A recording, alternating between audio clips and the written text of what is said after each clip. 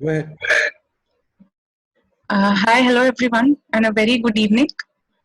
I am going to be discussing with you the basics of personal data protection and privacy today.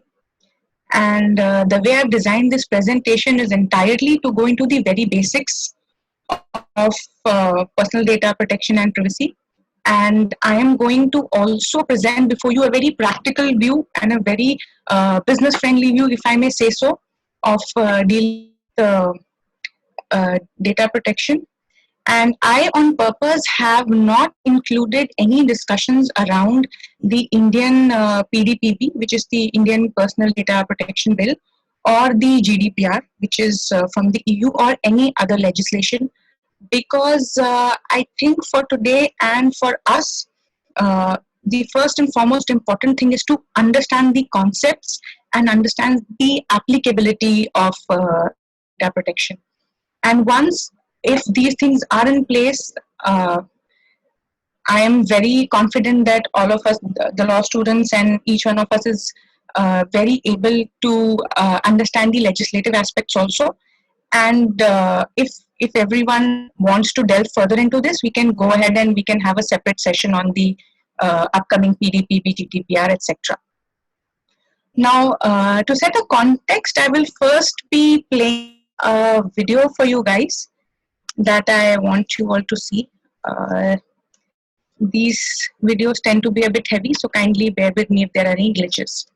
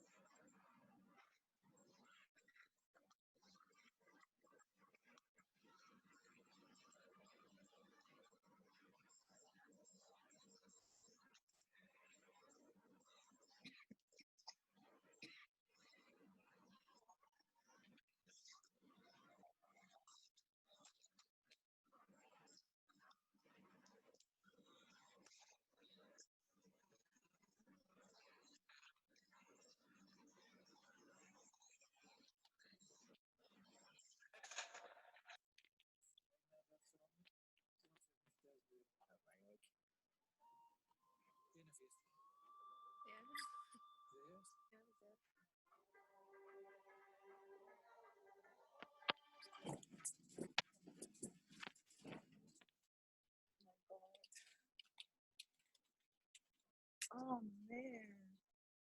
Ah, das Quinio eng.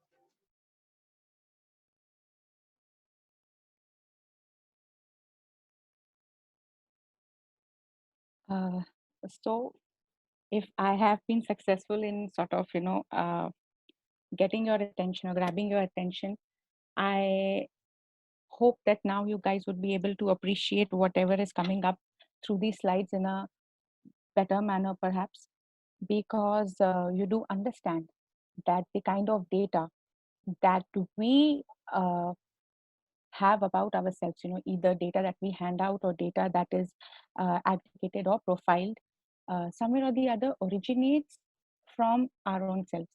It is us who are actually going ahead and sort of, giving away our data many a times when we don't even know it. And as you know, an entire profile can be built out of the kind of personal data we hand out to others. Now, just a slide with some basic facts.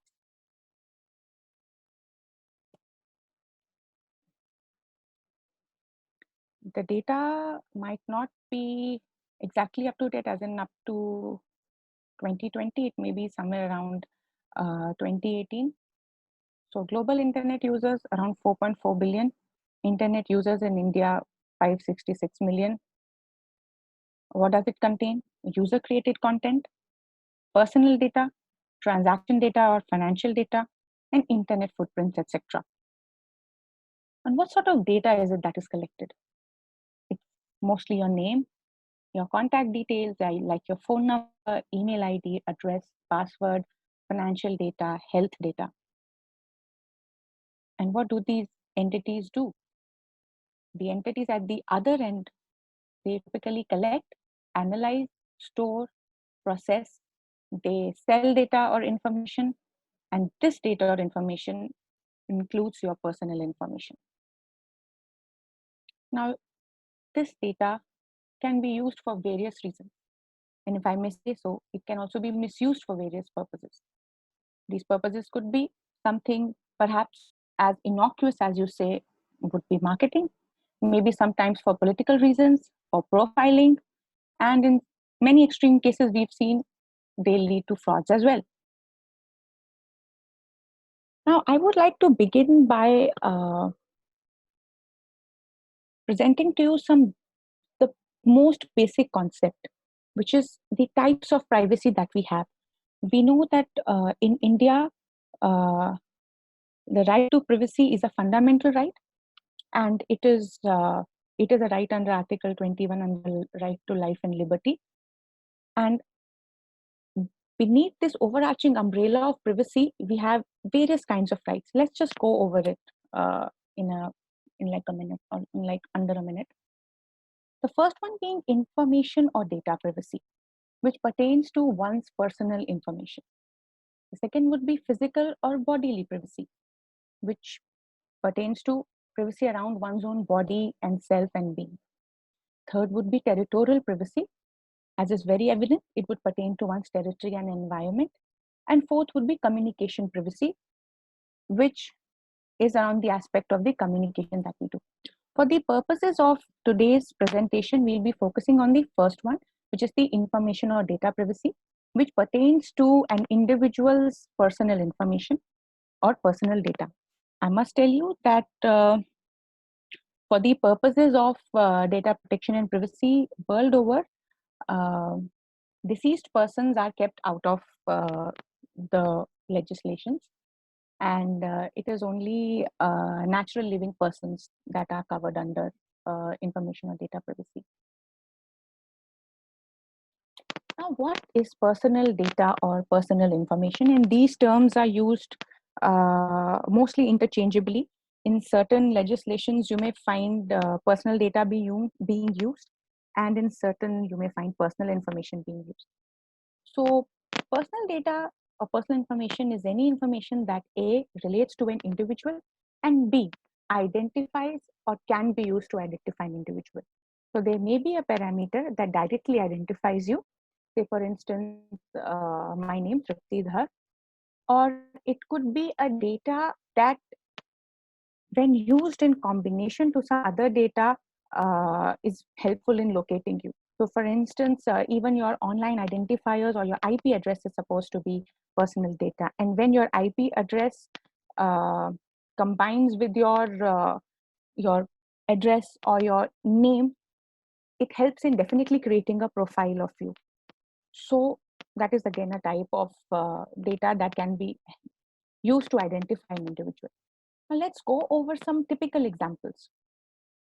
The typical examples are name, age, gender, address, email ID, telephone number, demographic data, identity data, financial data, your health data, or biometric, or your sexual orientation data, various device identifiers, online identifiers, location data, metadata, social media markers, etc.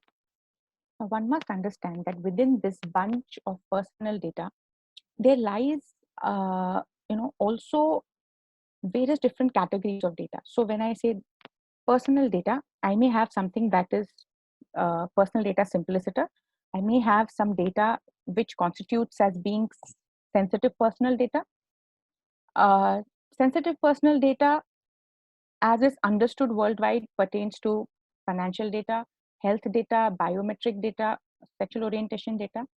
Then, under the Indian PDPB, we will have a category of data called the critical data. Now, critical data has not been defined in the Act per se, but it has been left to the government to define it subsequently. So for now, we don't know what sort of data will fall into critical data, but world over, the distinction is between personal data and sensitive personal data.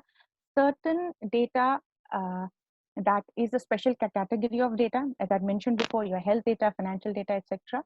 And you will see that this kind of special categories of data, if I may use the phrase, has a higher sanctity among the data, because it is understood that if any breach happens with respect to these data, there's a greater risk of an individual suffering harm. So that is how they distinguish sensitive personal data and personal data per se. Again, your personal data can be in a paper form or an electronic form. It is not that your personal data can only be online on your laptop or your phone. Your data in printed form, in electronic form, is equally covered under the data protection and privacy. Now, there are some questions that we should be asking ourselves, and we owe it ourselves to ask these questions, because we may be dealing with various businesses or with various entities as their prospective customers or their customers, but also because tomorrow we may be undertaking such activities that require a lot of personal data flowing while we're undertaking those activities. Tomorrow, many of you may be placed as in-house counsels in various companies, or you may have your own law firm, or you may be practicing as an advocate. There will be instances where a flow of personal data will take place. So whenever we find ourselves in such a situation, we must ask ourselves some basic questions. A, what is my personal data being used for? Or what is the personal data that is before me? What is it being used for? Is the personal data getting collected more than required? Is my personal data being shared with a third party without my knowledge, and to add to it without my consent? How can I access my personal data and make corrections as and when required? Is my consent being taken whenever my personal data is used for various reasons and for other reasons than were told to me when I parted with my personal data? And also, is my online behavior being tracked? Am I being profiled? These questions, may seem very simple, basic questions, but let me tell you, every one of these bullet points is very important, and it has within itself certain data privacy or data protection principles and rights. I'm on purpose not going into data principle and data protection rights, because I will not be able to do justice to them within an hour. But as I said, if a need is felt of having another session, we can do that. Or if you guys want, I can I can share with you some more literature on that. Now, when I ask myself these questions are very obvious. What I'm also doing is also that I'm touching upon certain basic data protection principles and rights. When I say what is my personal data being used for, I am asking for transparency. I'm asking for appropriate disclosures. I am also asking for an appropriate notice, an appropriate privacy notice being made to me. when I ask, is the data getting collected more than required? I am following the principle of, I am asking the other party to respect the principle of data minimization. Whatever data, whatever personal data of a customer is required in order to undertake an activity or perform a service, that is the only data that must be collected. For instance, if I am, if I have prepared a newsletter which I would want to circulate amongst people who are willing to know more about a particular subject, I may, go on to a social media platform and I may say, that we are starting, say, for instance, a newsletter for ABC. And if you want to receive the newsletter, please punch in your details and we will make it sure that we circulate it to you. Now, what sort of data do you really require to circulate that newsletter? All you need is definitely the person's email ID, and perhaps you also need their name, right? Because you may want to send a personalized email, or you may want to know who is the person at the other end who's taking my data. That is it. But many a times we see that the kind of mandatory data that is required of various companies in undertaking even small basic services or performance of basic activities is also that they would ask you for your name, for your email ID, for your phone number, for your address, and many other information which may not be required. Again, the principle of data minimization is very important. I must constantly ask myself that the kind of data that is being collected, is it really appropriate for the kind of services I am expecting in return?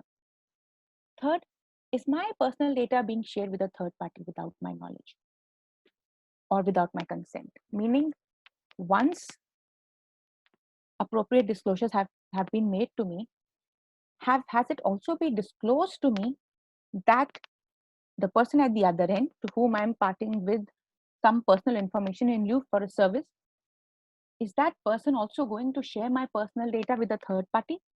And if yes, for what reason? And has my consent been taken before sharing this personal data? Has it been put to my knowledge? Again, what we're asking for is transparency, appropriate disclosures, and for having taken consents, appropriate consents. We do understand that there will be many a times wherein in order to undertake an activity, we will also be required to perform certain functions which may not necessarily which we may not necessarily have the capability to undertake. It may require some technical analysis, and and we may want to subcontract a part of that activity to somebody else.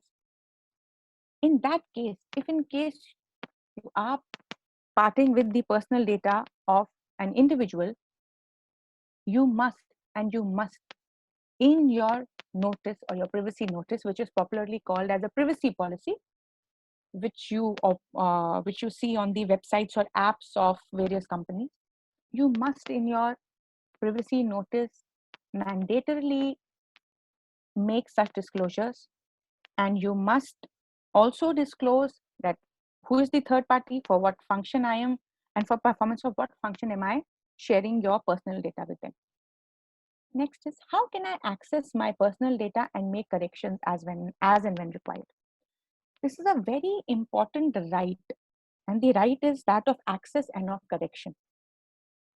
Under the data protection regime, I have a right to access the data that is with a particular company, and I am well within my right to ask of those companies as to what sort of data do they have on me. But let's understand one thing: under this right, we can ask of such data that has been shared by us with them. We are not talking about data that is received after certain analytics have been put into the raw data that we supply. So basically, there's a right of accessing my own data, getting to know what sort of data does XYZ that company hold on me. And if that data is not correct, I should be permitted to make corrections. For example, if I moved from Delhi to Bombay, and as you know, I may have an Aadhaar card and I would want to change my address, I should be able to access what data, what is the right address, uh, what is the current address that is with the authorities, and accordingly I must be permitted to make corrections.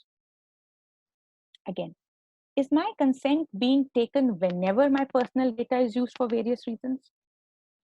What we are talking about in this principle is principle of purpose limitation, and also principle of taking a consent of for a very specific activity and not for vague reasons. What we're trying to say is, if in order to perform a certain activity, I may be an online platform and I may be in the business of, you know, in I may be in the business of clothes retailing, I may have a clothing line, and I may have taken your personal data um, for a particular reason. I may want to only send the shipment that you have asked for. I may only want to send your shipment to you, and for that I may have asked for your address. I may have also asked for your location data. You know, many a times we see that location data is picked up and we assent to it. That is for a limited purpose and that is for a specific purpose. Now, whenever, if the same company wants to reach out to me for a different matter under a different activity, an activity different than what was communicated to me, it is the obligation of that company to take a fresh consent from me and to specify as to for what reason are they actually asking for my personal data. That is very important. Lastly, is my online behavior being tracked, and am I being profiled? This, as an individual, we should always have at the back of our minds. You will be amazed. You will be amazed to see the kind of profiling that happens. You will be amazed to see the kind of tools that are used, the kind of techniques that are used to actually create a profile. And the classic example of profiling is, you know, profiling may seem to sound very dangerous, and and we may feel that we are being surveillanced by the government, etc. That obviously is the more graver forms of profiling. But uh, for instance, whenever we go on Netflix, after having watched a couple of series or after having watched a couple of movies, Netflix starts throwing up suggestions, right? And these suggestions are obviously based on your previous viewing history. What exactly is happening? They are definitely, so to speak, profiling you. They are creating a profile at the back end, and they are trying to ascertain what would your choices be. Would you want to see A or B? Would you be more willing to see something that pertains to World War, or would you be wanting to see something that pertains to something that is happening in Australia, or maybe a particular topic? Maybe you are more into watching Hindi cinema or regional cinema. So these are the things. So your online behavior is definitely being tracked, and it it need not necessarily be a bad thing, so to speak. We must understand that uh, by tracking your online behavior in an appropriate and permissible manner, what is also happening is that you are receiving a better quality of service. For instance, whenever I open my Netflix, when I am watching my Netflix, I'm very happy with the kind of suggestions that are thrown to me, and I'm perfectly fine by that. And it really helps me decide on what I want to see. So now the question, what we are faced with it is, what is acceptable? What sort of profiling is acceptable and what is not? Well, that depends on the kind of notice, an honest, transparent notice that is given to you at the time of collecting your personal information, and making you aware of what the information will exactly be used for, what your personal data will exactly be used for. And then if you're perfectly fine with the kind of personal data that is being collected, and if you really do not mind it being worked upon, then why not? I don't personally see a reason, but it obviously has to depend on full disclosures and your awareness and taking your consent. Now let's move on to certain drivers of privacy. These are things that you would have obviously heard of. I will not dwell too much on them, but it is essential to understand as to what are the drivers of privacy. It's basically the technological advancements and their implications. So we can see social, mobile, and cloud technologies.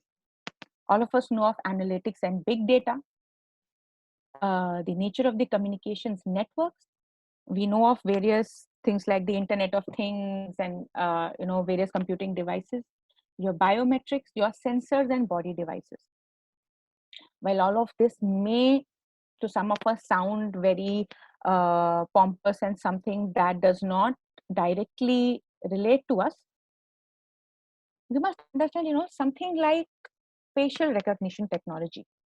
Up till some months back, or half a year back, or a year back also, we never thought that, facial recognition technology would be used in our daily lives. And when I say daily lives, I have a couple of examples to support them with. All of us would know that I think on the Hyderabad airport and the Delhi airport, certain trials have begun under which facial recognition technology will be employed. And there will be agencies that will monitor the movement of persons, and based on the kind of feedback they get, I think what they are trying to do is to, I would not say exactly surveillance or monitor, but I think they want to have a better mechanism of, perhaps checking in sometimes, for your boarding, for your checking in. That is said to be one of the main reasons to give you a smooth access, to give you a smooth check-in. At the same time, there are certain instances, wherein maybe police authorities may be tracking for some criminal offenders, fugitives, etc. But a year back, we would have never thought, that we would have never ever thought that someone that closer to home this thing would happen. Secondly, I don't know how many of you are aware about this Chai Point incident that happened some months back. So I want to buy myself a chai. I want to drink some chai, and I go to Chai Point. And just give me a second. Am I getting a message? Okay, there's a comment. Yeah. So all I want to get is a chai. And when I go to a particular branch of Chai Point in Delhi, and I think it's the CP branch, uh, I come to know that facial recognition technology is being put to test, if I may say, put to use. And in order to buy myself a chai, I will have to part with something as crucial, as my uh, sensitive biometric data, maybe my iris scan, maybe my facial feature scan, etc. Now, there are a couple of things that are problematic herein. A, there was no notice in this case. In this case, Chai Point failed to give any notice to customers or prospective customers that they will have to undergo this facial recognition technology.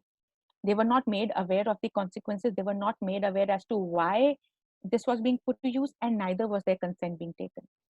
Secondly, I think we must also dwell on the proportionality aspect of it. Why really do you need to, get into facial recognition technology, and all I want to do is to buy chai? That may be highly disproportionate. Uh, what the Chai Point management, when they were asked of it, I think a lot of hue and cry was raised, and what they said was, normally our checkout experience would be, say, 10 minutes, but if we use the facial recognition technology to, check out or to do your billing, it only takes us 2 minutes rather than 10 minutes. Now, to me, that really seems problematic, because even if that were the case, there was always an option with Chai Point people to make the customers or prospective customers aware that there was such an option. One, to definitely keep it as optional. Second, to make them aware of this option. And third, to take appropriate consents. I'm sure there would be people who would be completely fine with it. They may say, "Haan, theek hai," because at this stage, we may feel that this is something really big, but who knows? Maybe some months down the line, it becomes a norm. But the idea, as I always said, what is problematic is that there was no element of notice, no element of disclosure, transparency, or consent. So that is your facial recognition technology. We have a lot of issues insofar as Internet of Things is concerned, your analytics and big data is concerned. But these are really the fields that have gotten us talking about privacy. But let me tell you, the popular conception is that data privacy and protection comes into play only where some IT or IT related services are involved. And many a times you would feel like, I am in the hospitality business. I don't really, need to take care of any data protection aspect, or I am in the real estate sector, or, someone may say I am in the aviation field. That is not the case. In our subsequent slides, I will try and explain as to how data privacy and protection cuts across all the areas and all the fields of work. Let me go on to the next slide. Why is data privacy important? The purpose of me having this slide over here was to not to speak to a majority of you as students, but to sort of, prepare prepare your thinking and, initiate you into critical thinking as to why is data privacy important. As I said, when it comes to our individual privacy of our own self, we may be very careful and cautious. But when we wear another hat, which is of, say, an in-house counsel, of a compliance professional, or of a business professional, we often tend to ignore these. So we must understand what does actually privacy mean and why is it important. For me, the most important talking point that I put forth to my clients or prospective clients is that data privacy or data protection is a tool, if I may say so, to enhance your brand and to infuse that sort of public trust and to protect or even, enhance your reputation. Many people, many companies who have been able to recognize the power of building trust with their customers are the ones that are really doing well and are the ones that have been extremely cautious, careful, and they have had also a competitive edge over their competitors. When you undertake to follow the principles of data protection and privacy, what are you actually doing?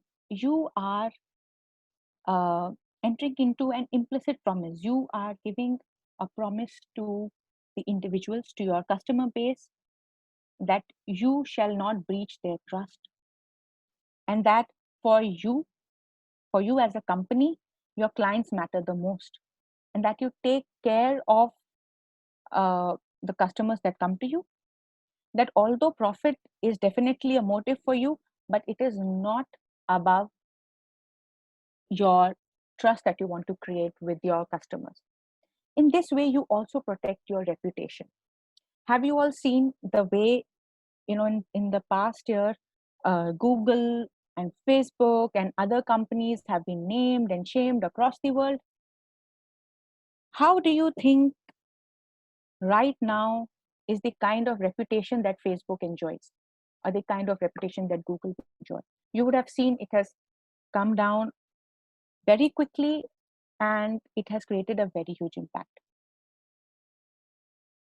So much so that while these Facebook, while Facebook was facing these data protection privacy concerns, I don't know how many of us know about the Libra project or the Libra association that Facebook was a part of.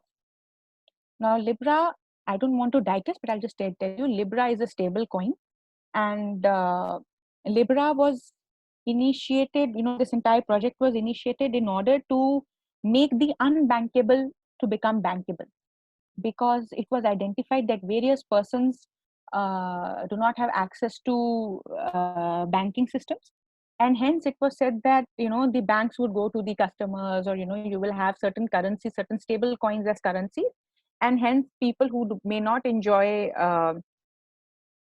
may not enjoy or may not be welcomed in the existing banking system, because obviously you have to maintain certain balances. Even if you want to take loans, there are certain obligations, etc., that you have to fulfill. In such a scenario, uh, Libra was really hoping to make a difference and to get a lot more many takers in their Libra project, in the stable coins. But what happened? Because of Facebook already being in trouble because of these data privacy, data protection issues, Libra faced a lot of flack from all regulators and all countries over the world, across the globe, right from your European Union uh, to your America, to even India. We had a lot of issues, and while issues of monetary, while it did challenge the existing monetary systems, and the central banks were worried, one of the main problems that these regulators around the world also had with Libra was the fact that there were grave data privacy and data protection issues. Also, since Facebook was a part and a forerunner, of the Libra Association, it was seen that maybe, undue benefits would be passed on to Facebook, etc. And if you guys know now, Libra project has suffered a severe beating, if I may say so. Also because one of the major participating companies like your Visa, MasterCard, and a couple of other financial companies have pulled out from this project. So my limited point again is that if you ignore issues surrounding data privacy and data protection, and you do not focus on building public trust, you will face problems and it will impact your reputation adversely. And for companies, we have seen that, we've seen in the past, companies that have given the due importance to their customers and to their data protection and privacy, they have definitely been provided a competitive advantage. Now, coming on to other aspects of why data protection is important. Obviously, you have to meet certain regulatory compliance obligations. You may be slapped with fines in case you are in a regime that has a data protection law in place, and if you don't follow it, obviously you will be met with certain sanctions there. You also need data protection and privacy in order to do global operations and in order to gain entry into international markets. As we know, a lot of data is flowing across borders, and for that you need to have some basic minimum data protection measures in place. If you are dealing with the EU, there are various prescribed methods which have to be followed in order to enable data from EU countries and of EU residents to flow into India. Vice versa, when we have our own legislation in place, even we will put across certain measures in order to effect cross-border data flow. So obviously, you need to respect the data protection and privacy regime not only of your own country but of the country from which the data is flowing to you. You also must have a data protection and privacy culture in place in order to reduce the risk of data breach. Data privacy and data protection also speaks of how to safeguard your personal data, or how to safeguard personal data of your customers as a company. And again, that would help you in reducing the risk of data breach. We say reducing risk of data breach because no one can actually guarantee that you will never have a data breach. As you know, hackers are extremely smart people, and they're always a couple of steps ahead of us, ahead of the practitioners, ahead of cybersecurity experts, etc. Hence, all you can do is to reduce the risk of data breach and perhaps also reduce the harm that is caused by the data breach.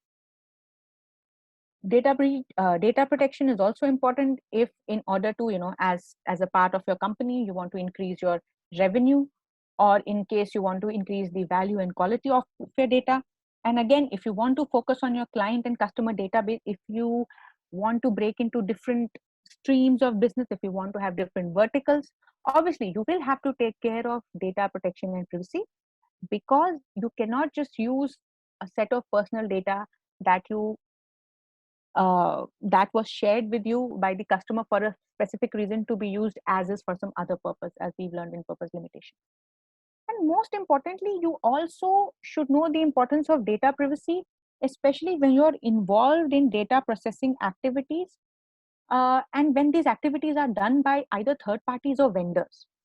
Because what usually happens is,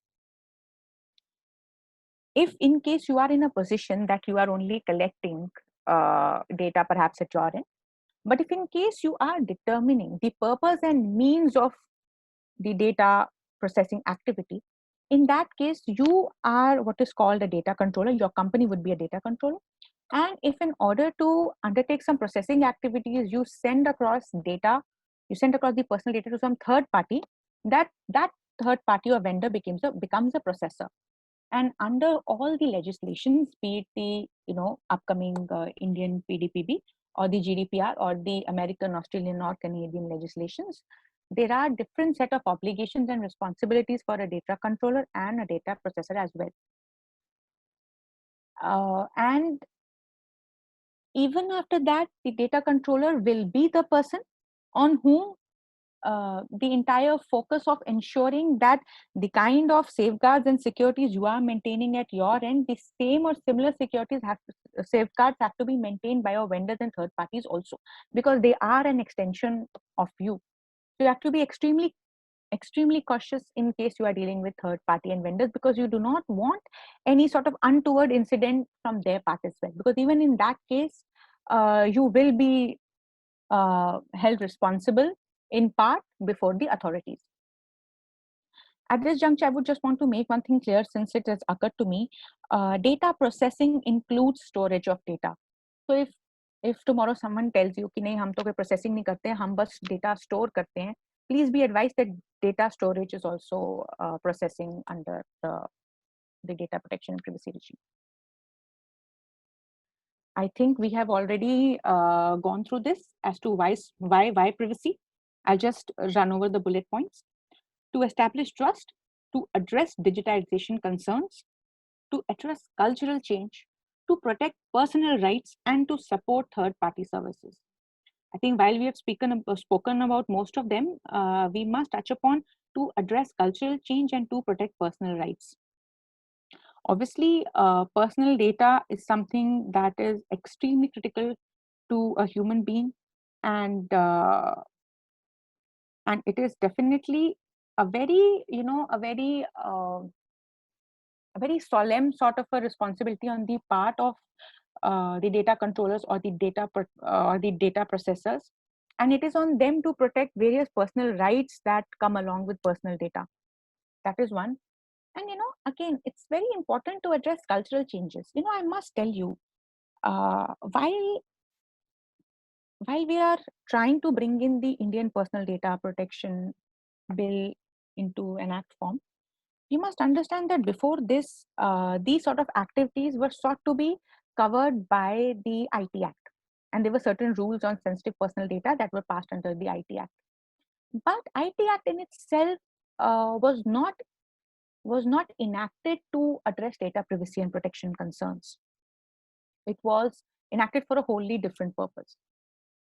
And somehow, during all these years that we have been around as a country, and while we have had various discussions on right to life and liberty, etc., we have somehow not completely warmed up to the idea of privacy.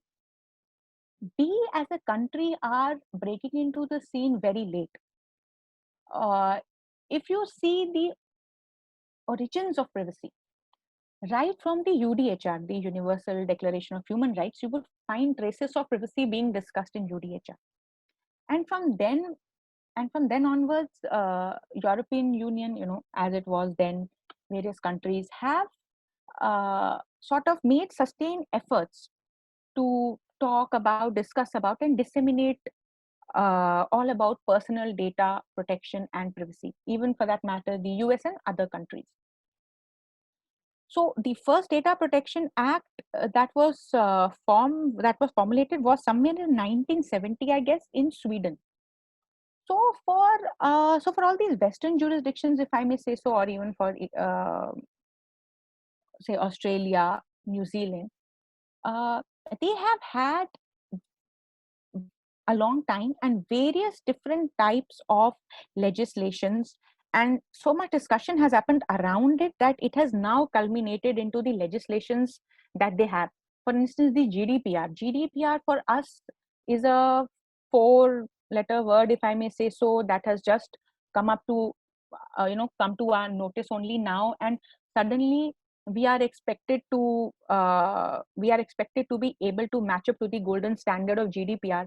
We forget that before GDPR, there was a 1995 directive. Before that directive, there were other legislations, and GDPR has actually culminated due to a lot of discussion, due to a lot of permutations and combinations that have been applied in these countries.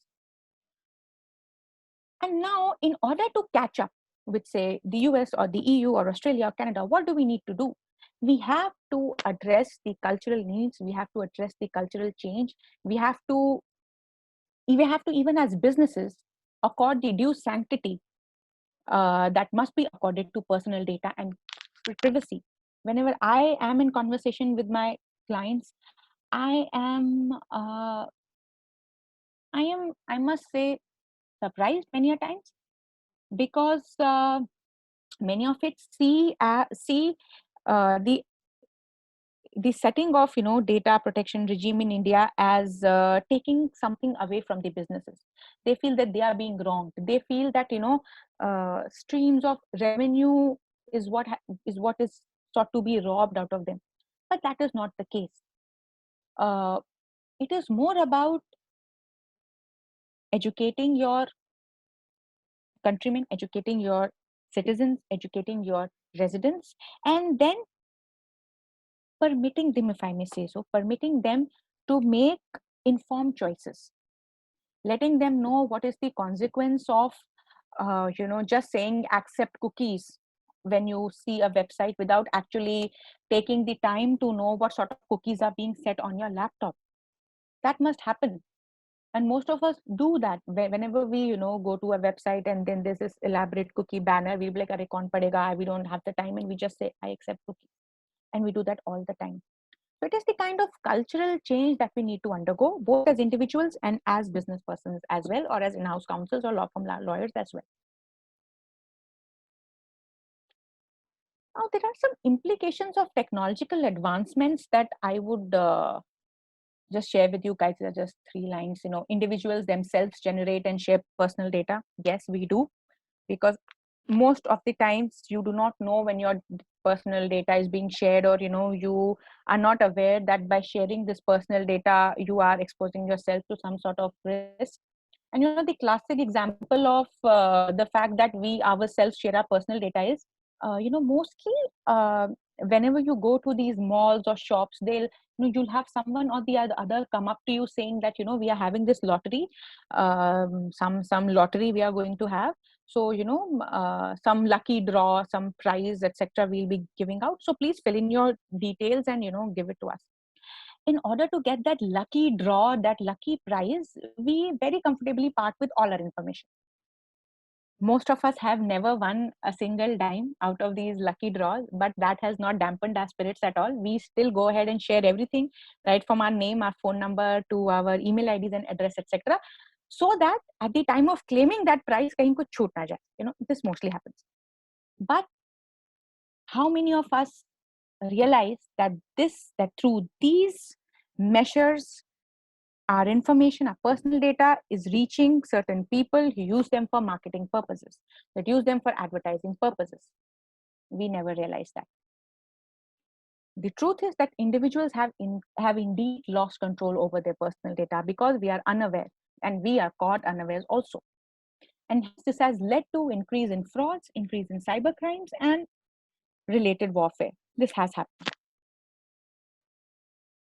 Now, who are the main actors or players? This will give you a bit of a flavor of what we are, what is envisaged in the Act. A, data principal. B, data fiduciary.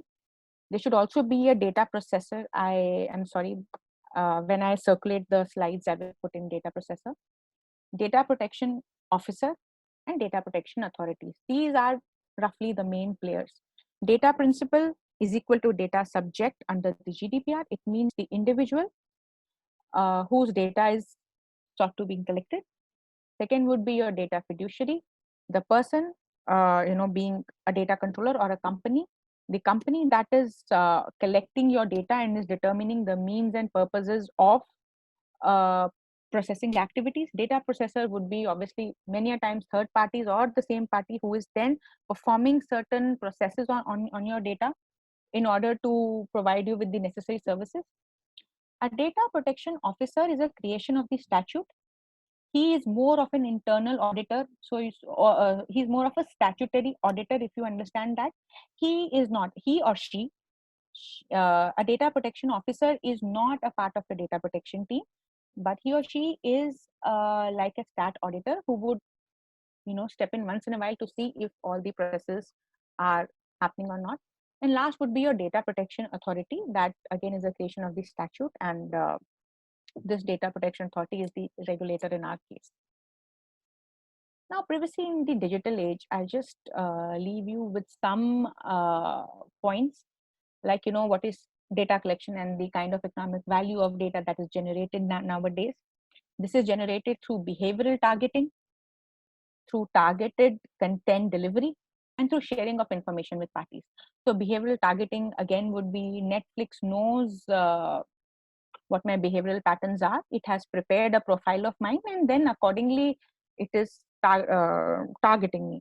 A very good example of this is I was speaking with a CISO, a chief information security officer, around a couple of weeks ago, and he told me that Netflix has signed a deal with Adam Sandler for 4 movies, for 4 Netflix original movies. This may not be just now, this may be maybe a year back or maybe a couple of years back. And why is that? That is because after having witnessed the kind of traffic that is there on Adam Sandler's movie, they have done a behavioral analysis of the viewers, and they have, and it has transpired that a majority of viewers in US or around the world want to watch Adam Sandler's movie. And based on that, they have gone ahead and done a 4 movie with Adam Sandler. Wow, that's amazing. Behavioral targeting, so we say. Second would be targeted content delivery. Again, bases your profile, certain content is created. In this case, again, like Adam Sandler's movies, or if it transpires that in India we are very interested in seeing series like Narcos, etc., then there may be a targeted content delivery. It may transpire that perhaps in India series like Narcos are very well received, but perhaps in some other country they are not. So then they may remove that sort of they may remove that sort of content from those countries. And last would be sharing of information with third parties. We have all come across certain news clippings also wherein it was mentioned that that for like 25 paisa per individual's personal data, our personal information is being sold on the black market, etc. So that is again very deplorable state of affairs. Now, evolution of the data protection law, I think I've already spoken about it. We have the Information Technology Act, we have the rules relating to sensitive personal data. Then we saw the judgment that first came into being, and which laid down the right of privacy. Then we had the report of the Committee of Experts under the chairmanship of Justice Sri Krishna. And through that report, we got a very good holistic overview of how our data protection and privacy regime should be.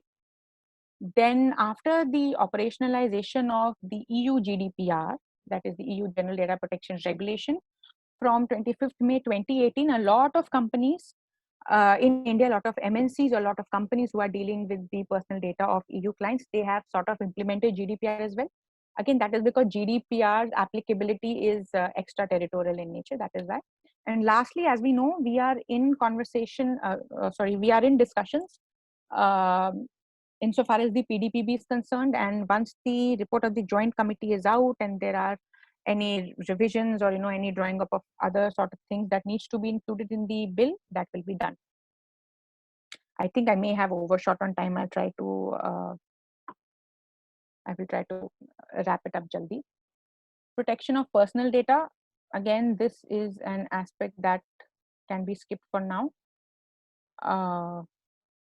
It deals to processing of personal data of individuals, and one of the hallmarks of personal data protection is that it is applicable, that these rules are applicable to both the government and to private entities. And hence, when in the PDPP 2019 version, when certain provisions were put in place that permitted the government to exempt certain governmental agencies completely from the purview of personal data protection, a lot of hue and cry was raised, since it was seen that such blanket exemptions would lead to unnecessary surveillance of the individuals in the country.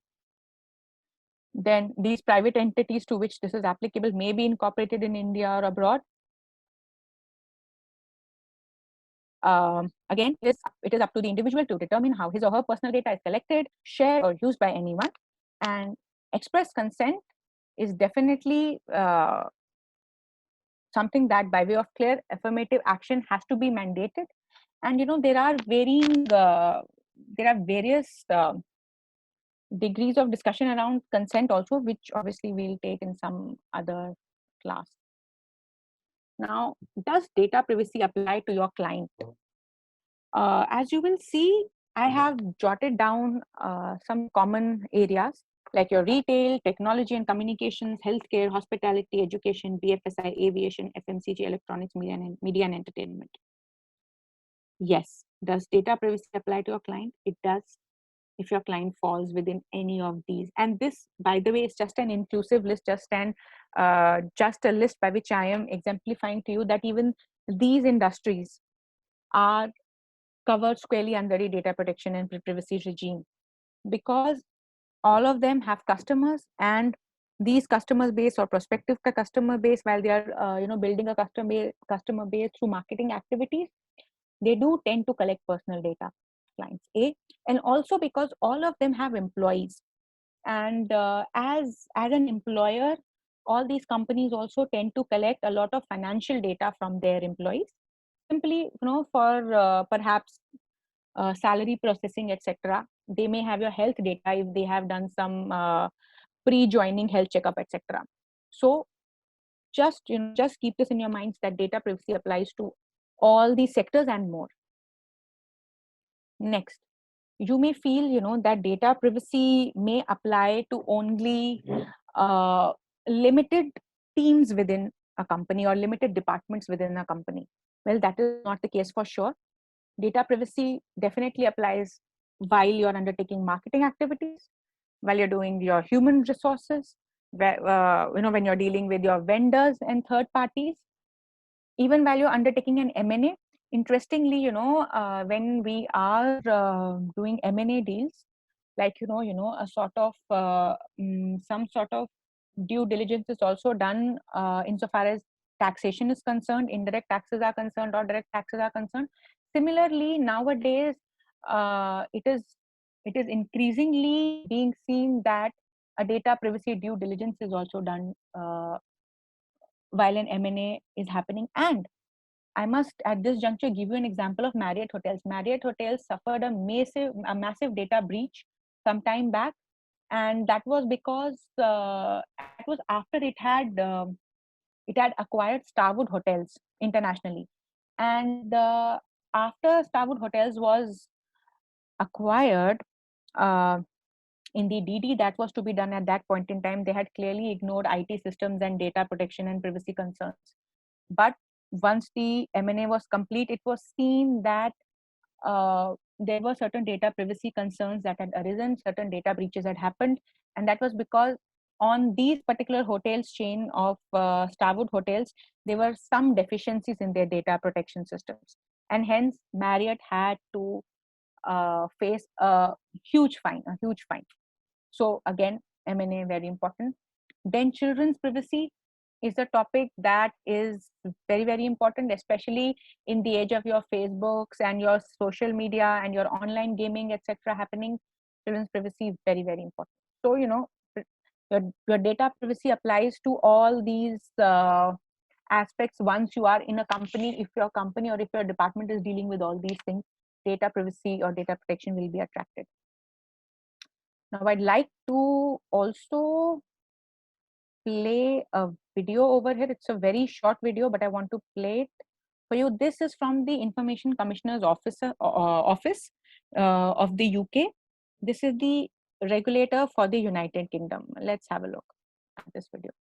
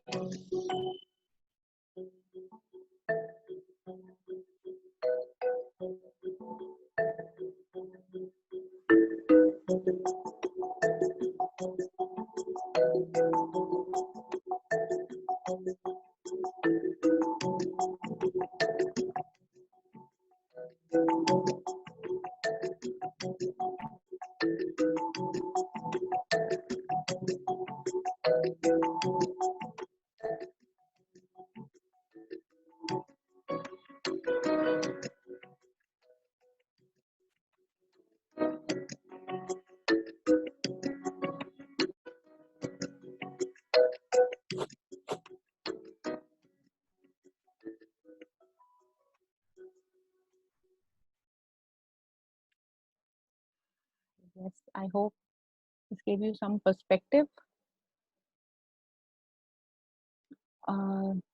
I don't think we have much time, but these are just some global approaches to data protection. Again, as I said, United States of America has a very very effective data protection system of their own, and the EU has a different system, more inclined towards the EU system and the UK system rather than the USA system, which is a bit different.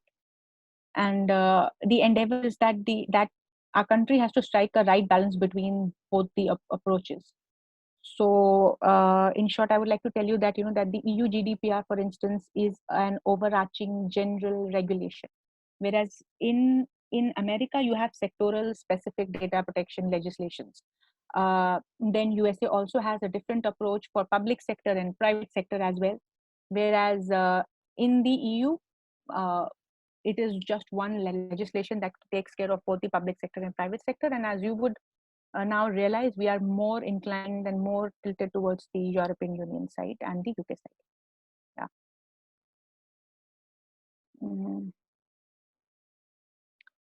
Cross-border data transfer, as I've mentioned,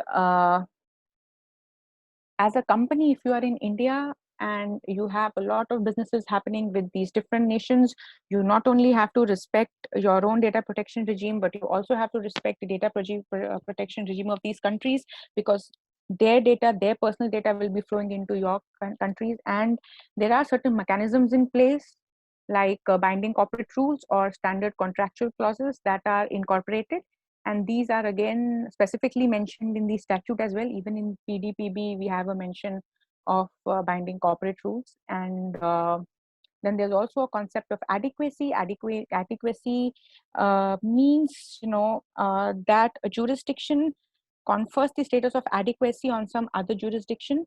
And it means that, say for instance, EU has conferred the adequacy status on Japan or on Canada or on Australia, which means that EU recognizes that the data protection regime of these countries is efficient or is similar to their own, and that there is no issue if personal data of EU residents flows from EU to these particular countries. And then in that case, if the jurisdiction is conferred as being adequate, there is not a requirement to enter into binding corporate rules or entering into certain standard contractual clauses. That is what to mean. So India has very recently applied to the EU for an adequacy decision, which is a bit, I will not say weird, but the word is weird because we still do not have a legislation in place. So we do not know what we were thinking when we applied for an adequacy decision. We don't have a culture of privacy right now, which may be, which may match the EU structure or the UK or the US. So a lot of work needs to be done. And these are some steps that have to be taken when you are on the other side. When you are on the company side, you have to review all the data that is available. You must be very careful if you are collecting personal data. You must as a in-house counsel or as a lawyer or as a law firm counsel, you must always understand the business operations of your client, always. And it is upon you to understand the kind of data or the kind of personal or non-personal data that would be flowing because of these business operations. Many a times the business teams may not be very well versed with data protection and what sort of data attracts data protection. Hence it is upon you to understand business operations and then ascertain from where does personal data flow to where. Again, data mapping has to be done. You also have to understand where all data is being captured, how it is being captured, where it is being stored, who has the access to data, etc. You have to necessarily draft a privacy notice. Privacy notice is nothing else but a privacy policy that we see. But the troublesome point in the terminology is that a policy is something that is more internal to an organization, whereas a notice is something that you give to external parties. Hence, what we call privacy policy is essentially a privacy notice, and it should be termed as a privacy notice since it is to your customers or prospective customers or third parties. Hence, you should have a very logical and sensible privacy notice. You should not have a privacy notice on your website or an app running into 30 pages or 40 pages. Not at all. It would defeat the purpose. And then you should have some internal policy in your own company in order to check the flow of data, etc., and to set obligations. You must also review and amend all existing agreements with your processors, or if you're a processor, with your controllers or with your third parties or vendors. And you must look to incorporate data protection clauses, have necessary protections in place, and then also walk the talk. Not to just make your agreement look like it is compliant, in reality you're not following all those things. Obviously that should not happen. And ultimately, you must review data security practices when you are inside a company, and you must flag potential risks. Again, this step would be easy to undertake once you are in the system for some time and once you've understood the system. Right now, where we stand, this may seem like this is not our job as lawyers. It is not our job to review data security practices and perhaps flag potential risks. But if you are at all going to take up data protection and privacy as a career, this will be a very important step and will be a key differentiator in your services that you provide. Challenges ahead is obviously you will have to, once the law is in place in India also, once we have a proper regime, you'll have to regularize all your past data. You will have to necessarily seek clarity or interpretation on certain terms in the legislations which may not be very clear. You will also have to see interplay of various other legislation. For instance, if you are an in-house counsel or you are advising a telecommunications client or a banking client, and these companies or your clients are governed by a sectoral regulator as well, then how does data privacy and protection come into play? What do you have to do in such cases, etc.? You have to be prepared that there will be some cost of compliance when you are setting up a data privacy and protection team, and you have to undertake data protection and privacy practices. And in the end, there will always be some common teething problems which will take some time to settle down. But if you are very well prepared, I think these will be good in due time. So thank you. I think I have grossly overshot, but I'm extremely sorry for that. But yeah, thank you. And let me just have a look at all the questions that we may have had. The fact that the data protection law does not include dead people, do you think it can lead to the offense of impersonation by mischief mongers? See, the point is, under the data protection law, deceased persons are not covered, but that does not mean that there are not any other provisions that may provide relief in case of any offense is uh, is done against any deceased person. For instance, I vaguely remember IPC has certain provisions in case there are certain offenses that are committed against I think deceased person's body. I'm not very sure. I again think I have a vague memory, but maybe under IPC, even for impersonation, etc., there is some way wherein you can deal with deceased persons. So when I say that deceased persons are excluded from data protection regime, does not mean that they are they are rendered without any relief or without any forum, but just that this particular regime does not deal with deceased persons. I hope this has somehow answered your question. Ma'am, what are your views on Zoom being the most famous app right now for virtual privacy infringement? Even some are facing banking warning, as MHA have asked it to be avoided even by individuals, but we have no alternative, so we are using Zoom with guidelines. Shouldn't we avoid using it till MHA and CERT again issue that Zoom is safe to be used by all? So basically, I think the concern with Zoom was that initially the capability of being anonymous and the capability of viewing viewing a particular session in private mode was not possible. But I believe recently they have tweaked that aspect of it, and now I think you can be so-called an anonymous attendee and still ask questions or view a session in private mode. Having said that, yes, there is an advisory that has been issued by the governments, but again, these are certain guidelines. We still don't know what are the core privacy challenges to Zoom. And what also happened at that point in time is that the statement of Zoom's CEO was not in consonance with the privacy notice on their website. There were some discrepancies. While the privacy notice did not address certain questions, the CEO said that it did. Something of that sort that happened at that one time. That also gave a very definitive impression to everyone that this company is being careless, if I may say so. And the innocent response of that CEO was that I was not at all, I was not expecting that suddenly Zoom would become so popular, and hence we never took any care of certain privacy aspects that Zoom should have taken care of.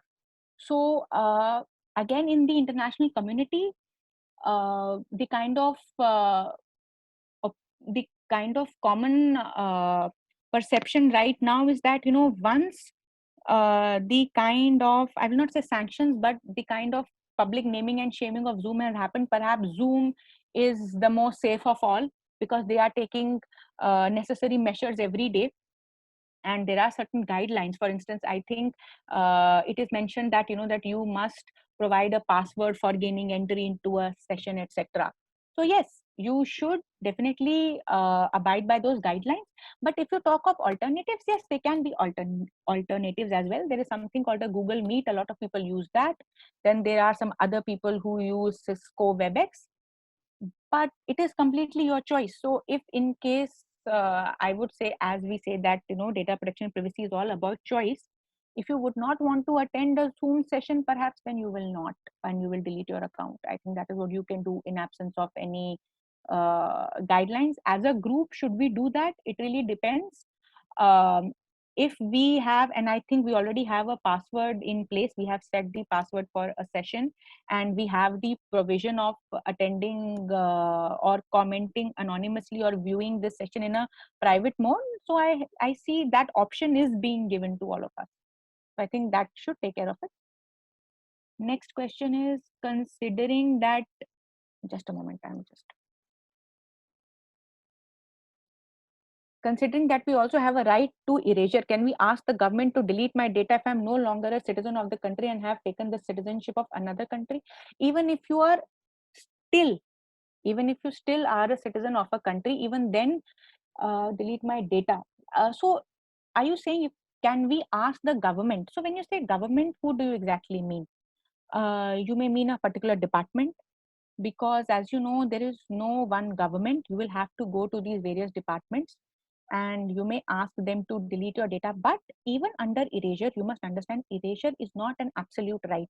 Erasure is a qualified right. In And if I remember, I don't think Indian legislation has erasure as a right. I think Indian legislation has a right to be forgotten, but I will be happy to stand corrected. I don't remember offhand what is there in the 2019 bill.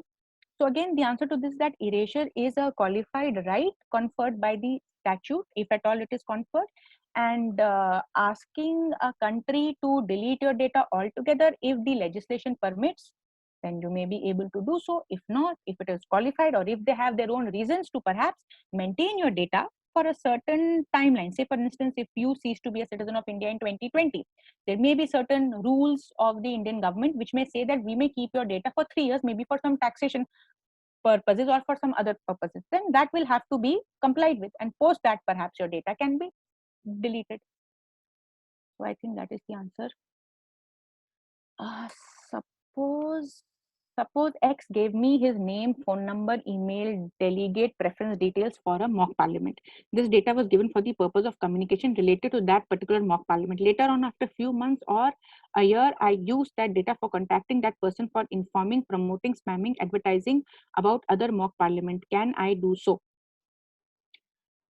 So if in case that data that was parted with, that X shared with you, was under a particular condition, and obviously you would have taken it for a mock parliament, if you would ideally want it to use for your forthcoming parliaments, for your annual parliaments, if you were a prudent business person or a prudent lawyer, you would include that, because you would say that, and this is how companies worldwide are doing it, marketers worldwide are doing it. Just a moment, I just lost your question. Ideally, when you ask for data for a mock parliament, it should rather be that you are asking their data for annual mock parliaments, and for informing, promoting, spamming. I don't know what you mean when you say spamming, Vibhuti. I use that data for contacting that person for informing, promoting, spamming, advertising about other mock parliaments. So definitely you cannot do this. But if it were an annual feature, or if it were a quarterly feature of mock parliaments, you should actually go ahead while you're taking the data. You must inform them that you have a quarterly parliament, and you may use it for informing them about your upcoming event related to this mock parliament as well. But spamming, advertising, etc., for some other mock parliament, I don't think you can do. Kalyan, Arogya Setu, an app of Google and Apple developing similar one. Who should be responsible for data collected? In Google and Apple case, it's private entity, so it can be asked to take responsibility. One senator of Missouri already raised the issue. What about the government in India? Can it get away with, in public good reason, any regulation in place as of now? So as I mentioned, personal data protection keeps the government and the private entities on the same pedestal, right? Now, if in case Arogya Setu has certain privacy related problems, in that case, once the legislation is in its place, if Arogya Setu, if the developer or the company or the department behind Arogya Setu is the Ministry of Health, you can definitely take Ministry of Health to the regulator. If it is with the Ministry of IT and Telecom, you can move the regulator, if I may say so, for this. But however, what is problematic is, in the 2019 bill, the government has been given a power to exempt any agency of the government for certain reasons. And in that, although it does not say public good, but it uses a similar phrase. So that is why the discussion and the debate right now is to get rid of that surveillance provision, if we may say so, which seeks to exempt certain governmental agencies altogether. So technically speaking, government cannot get away with it. You can take the relevant department to court, but obviously not if the current surveillance provision remains, and not if they are able to justify within the current surveillance provision, if I may say so, why they brought Arogya Setu. This entire issue of having contact tracing apps or health related apps, COVID related apps, is being discussed world over right now. And even Singapore has been one of the countries which has said that there are certain privacy related aspects that may be, not to say the word jeopardized, but may not be complied in full. But at the same time, these countries are also saying that we will make sure that once COVID-19 is over, all the data collected from these apps is deleted, etc. So it really depends on how the governments deal with it, what sort of transparency is the government maintaining, etc. Okay, next question. It was also said that the data was routed through Chinese servers, and China privacy policy gives access to all data there. Zoom corroborated the fact of this going through Chinese servers. Yeah, you are right. The problem with Zoom was that the servers were either in China or in some other countries which were not considered to be adequate, and which had a totally different data protection ethics than your Europe or other countries. And obviously that was problematic. Yes, thank you for supplementing with this fact also. Yash, the apps don't allow customers to deny the privacy policy. Is it not problematic according to you? It is. But what a privacy policy tells you is that this is what I'm going to do. I am going to take your data and I am going to share it with these many people. If you have a problem with this arrangement, kindly do not access my website. That is what a privacy policy says. Again, why this is problematic is because again, if you see the Indian and the UK EU regime vis-a-vis the US regime, in India you have to do, or when India has its own legislation, you will have to do something affirmative in order to give your consent, and not how do I explain it? Again, for instance, under the California Consumer Privacy Act, the CCPA, which is an act that pertains to only the state of California, what they have done is the legislators have mandated that every website that seeks to sell the personal information of customers should, at a conspicuous place on their website, place a tab saying, please do not sell my personal information. And along with that banner, there'll have to be a tab. So when I go and affirmatively say that please do not sell my information, only then will these companies not sell your information, otherwise they will. So this is the kind of regime in the US or in California. Whereas in India, what happens is that you have to make an affirmative action, that you have to say that yes, I am okay with this privacy policy, please go ahead. So if you are not okay with the privacy policy for now, means that these are not your terms, so you don't want to go ahead with it. The problem arises when you do not agree with the privacy policy and you still want their services. Then what do you do, right?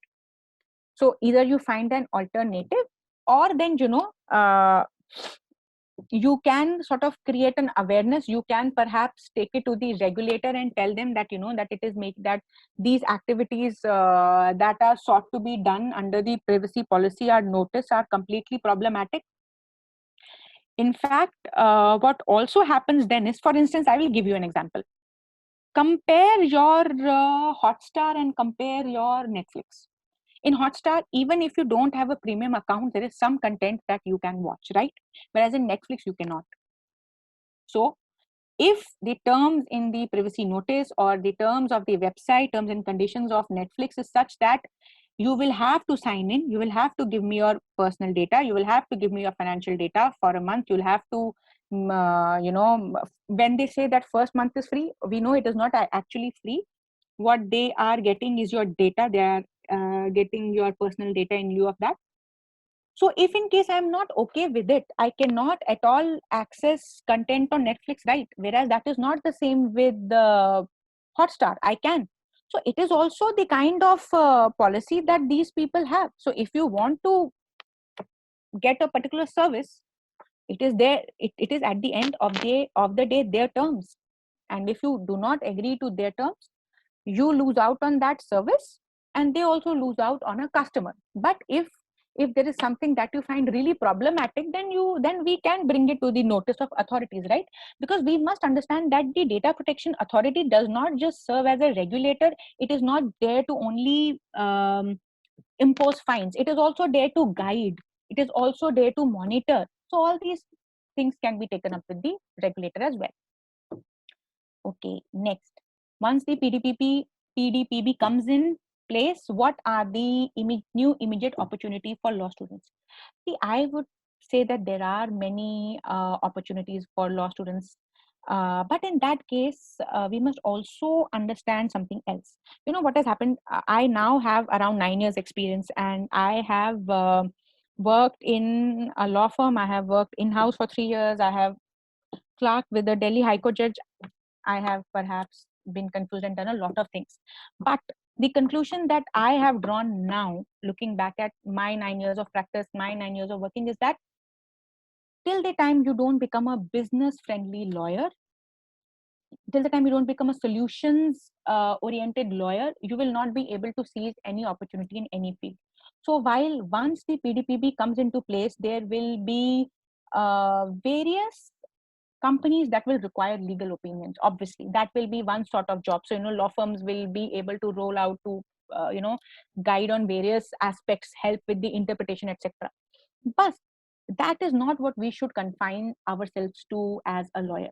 We should also be very mindful of the fact that there are other aspects to becoming a privacy professional, and all of these aspects some of these aspects, not all, some of these aspects I discussed with you, looking at the business side, looking at the tech side, understanding how privacy is to be managed in an organization. So for that, we will also have to acquire some other skills. Now these skills, A, can be acquired by undergoing certain certifications, or B, these skills can be also acquired by involving yourself in a lot of readings, involving yourself perhaps in doing internships with such entities or such organizations. But I would definitely say that to be able to get good opportunities in this field of data protection and privacy, you will have to not just wear the lawyer's hat, you'll have to wear various other hats of that, of a business person, of a techie, of a privacy manager as well. So I hope I have answered this question. What is the legal framework for governing Arogya Setu app? Wow, this is such a direct question. So I think the Arogya Setu app will have its own set of terms and conditions and privacy notice as well. A. Second of all, right now it it should be the IT Act, right? It should be the IT Act that governs the Arogya Setu app, and it may also be governed by the IT rules for sensitive personal data. You must be aware at this juncture that while the PDPP was in discussion, there was also a competing legislation called Disha, and Disha was so being drafted or deliberated upon by the Ministry of Health, and Disha was taking care only of sensitive health data. So, but since India is more onto the idea of having a generalistic privacy legislation, I think within the various departments of government, it was decided that for now, Disha will not be brought up, and suddenly any discussion regarding Disha is just off. So, having said that, currently, in absence of PDPB being in place and in absence of any specific health data related app being in place, I think the legal framework should be the IT Act, and there may be other legislations that I may not also be aware of. It will be well worth to actually download this app at it, but I have not downloaded it as yet. So I can get back to you on this front. Yeah, and that's my answer to this. Tripti, I had a question. Like And the data, we share our data for any purposes, for lucky draws or anything. yeah. If I've shared my data with a particular shopkeeper or a particular company, but nowadays, especially in India, what happens is that your data is being shared with others very easily. Like companies sell off your data, which I Right. would never come to know that XYZ company purchased my data from ABC. Right. Is government doing anything for that, like penal actions or anything if you sell data or if you purchase data? Yes, yes. So within the PDPB as well, and within other legislations as well, what you are required to do is you are required to maintain a data flow and a record of processing activities, and you are also required to undertake certain compliances. Now, when these compliances happen, and when you have, for instance, a file full of personal data, you have to keep a track of it, and at the end of, say, a quarter or a half year or a year, certain data auditing happens. This sort of is a mechanism through which the regulator can monitor whether data is going out of the company or whether it is staying. How is it going? For instance, is it changing hands? Is if you have not been made aware that your data will change hands, that it will be shared by other parties, this will definitely come up in one of the audits, for instance. And I will give you another example of this. What happened was, when I was I have a taxation background, actually, first 5 years of my life. So one of my seniors once told me that they were doing some taxation related work for a company, and suddenly they looked at their balance sheet and they found that there was an exorbitant, enormous amount of sums shown as revenue, which did not have anything to do with the core activity. Upon being asked, the relevant people were not at all aware of why this was so. Upon digging further, they got to know that this was the amount, the exorbitant amount that was earned by that company, which was in some other field altogether, maybe some real estate or maybe some other field. This revenue was earned by selling the personal data of all their customers. Once the legislation is in place, and once these organizational measures and mechanisms are in place, all of this will become difficult, and it will be not permissible under law. The beauty of a data protection legislation is that while it gives out the law that will govern certain transaction, it also gives out organizational measures that will have to be adhered to by these companies. And since constant auditing and monitoring will happen, and in case of companies that deal with a lot of personal data, they will be subjected to certain checks. This will definitely become difficult, and if they do so, they will be fined accordingly for that. So through these organizational measures, such activities will definitely come down, is what we are thinking. I hope I was able to answer, Rupen. No, I just it was fabulous, and it was a very informative session. Since I had never touched upon data protection personally, it was really good to learn. And thank you so much for. Thank you, guys. Thank you so much. Thank you, Aditya, Rupen. Thank you, everyone who attended. I hope it made some sense to you. And if you have any questions or any doubts, any academic doubts, you can reach out on my email ID and my mobile number as well. I'm always up for a discussion. So yeah, I think that is it from my side. Thank you, Thank guys. you. Thank you Thank for. you. Thank you. Thank you. Bye bye.